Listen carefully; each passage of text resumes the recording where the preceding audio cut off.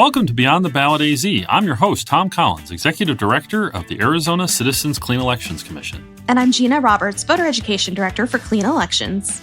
So today we're talking about Native American voters. We're talking about the issues that affect Native American voters in terms of voter registration, in terms of representation, in terms of voter education, and a whole range of issues. And, when you look at the history of the Native vote, this is all really within the last 80 years. Our guest today is going to talk about when American Indians became citizens of the United States. She'll touch on when they were granted suffrage and really how that history shapes what we see today, which is why we're talking about voter turnout, access to voting, and ongoing efforts to get out the vote. We're here with the Honorable Lena Fowler, Coconino County's District 5 Supervisor. She was the first Native American to serve as chair of the Coconino County Board of Supervisors and is currently serving her fourth term. Supervisor Fowler, thanks for joining the show. Thanks so much for having me. So, you've done incredible work in supporting Native American ceremonies, customs, making it easier for tribal members to get a birth certificate and other accomplishments. How would you describe your collaboration with tribal leaders through the years? Well, I'm Navajo. I am a Bitterwater clan born for Zuni Edgewater clan, and I live in Tuba City. I've lived here and I've volunteered in the community, started nonprofit organizations, and worked on various projects. So just working with tribes was not foreign to me. It's been part of my work after hours, job and weekends. But having been elected into county position, then it just really enhanced the work that I was already doing.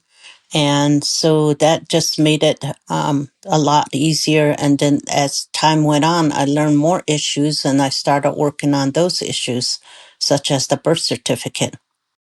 Supervisor Fowler, can you tell us a little bit about voter engagement, with tribes and Navajo Nation? Looking at census data, we're seeing that there's approximately 450,000 Native American people in Arizona. So can you tell us a little bit about what voter turnout looks like for tribal nations and what maybe you think some of the motivators are and maybe even some of the barriers?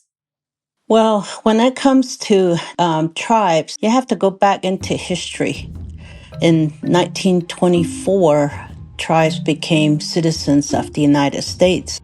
But in the states, several states, such as Arizona, Native people were not allowed to vote. And the justification for that was that Arizona declared that Native people living on reservations, tribal lands, were persons under guardianship. So they used that as a legal justification to not allow Native people to vote.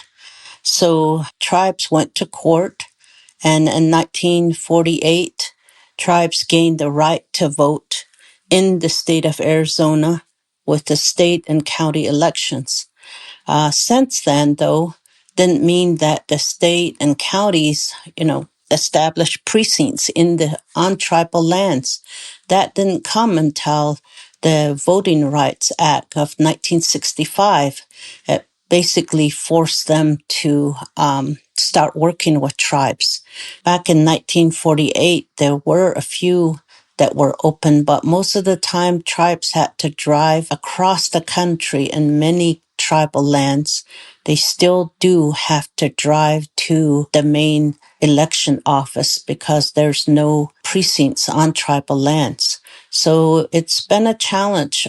And today we have a lot better relationship that has been established for many years of fighting to be able to vote. Any day now, the Supreme Court could rule on the Voter Rights Act, and especially how it applies to redistricting. And in listening to you now, right now, talking about how different views get represented, how important has the Voting Rights Act been to ensuring that tribal voters' views are represented, and how concerned are you about the Voting Rights Act's future? I'm real concerned about this court case because at the state and at the federal level, what I'm seeing is the word citizenship. Citizenship is very concerning to me when it comes to tribes, because over the years, the federal government policies have really impacted tribes in moving children to boarding schools or relocation 1950s across the country, getting education to assimilate tribes, or, there's the Termination Act and trying to do away with tribes. Churches too, placing children in churches. Those all have created challenges for families because they were divided. Today, what's happening today is the birth certificate. Many of these individuals do not have birth certificate, and that's where our office, Coconino County, has really worked to change the state law. And the late Senator and House Representative Albert Hale really helped us. And turned out it was all the 22 tribes. It wasn't just my office. It wasn't just Navajo Nation, where people were trying to get their birth certificate, and it's delayed birth certificate. And he was able to help us to change the documents from 7 document requirement to 2 documents. All the tribes that we want the tribal affidavit of birth, and then 1 other document, school, hospital, or even church record. Well, today people are still trying to get their birth certificate. Maybe they were born at home, and they back then people were born at home, or else they were put in a school somewhere and their name was changed, so records are changed, or birth date was changed.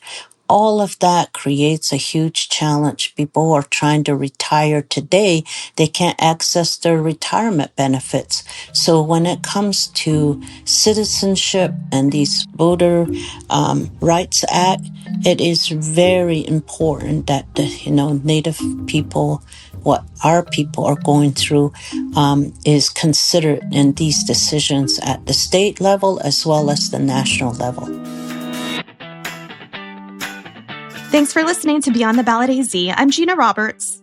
And I'm Tom Collins. We'll see you next week.